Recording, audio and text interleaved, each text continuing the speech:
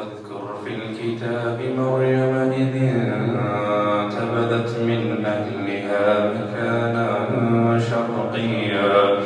فاتخذت من دونهم حجابا فأرسلنا إليها روحنا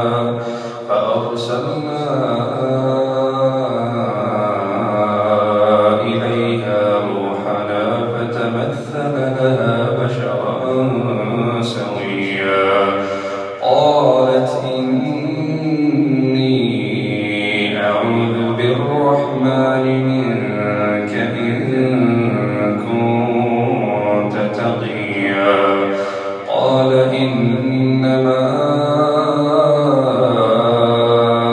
أنا رسول ربك لأهب لك غلاما زكيا قالت أنى يكون لي غلام ولم يمسسني بشر ولم أك بغيا قال كذلك قال ربك هو علي هين ولنجعله آية للناس ورحمة منا وكان أمرا مقضيا فحملته فانتبذت به مكانا قصيا فأجاءها المخاض إلى جذع النخلة قالت يا ليتني مت قبل هذا وكنت نسيا منسيا فناداها من تحتها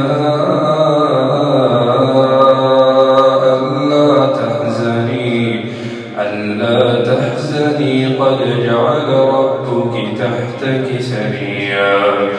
وهزي إليك بجذع النخلة تساقط عليك رطبا جنيا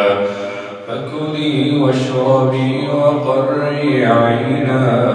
فإما ترين من البشر أحدا فقولي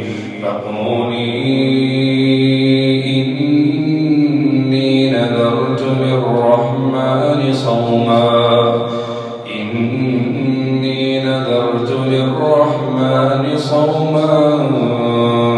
فلن أكلم اليوم إنسيا فأتت به قومها تحمله قالوا يا مريم لقد جئت شيئا فريا يا أخت هارون ما كان أبوك امرأ سوء وما كانت أمك بغيا فأشارت إليه قالوا كيف نكلم من كان في المهد صبيا قال إني عبد الله آتاني الكتاب وجعلني نبيا وجعلني مباركا أينما كنت وأوصاني بالصلاة والزكاة ما دمت حيا وبرا بوالدتي ولم يجعلني جبارا شقيا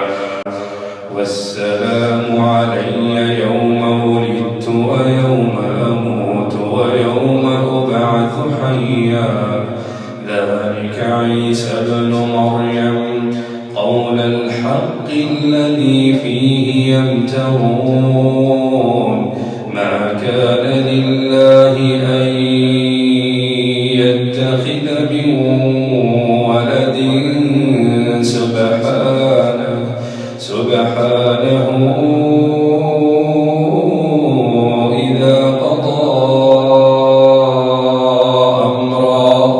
إذا قضى أمرا فإنما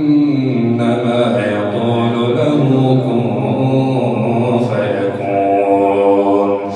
وإن الله ربي وربكم فاعبدون.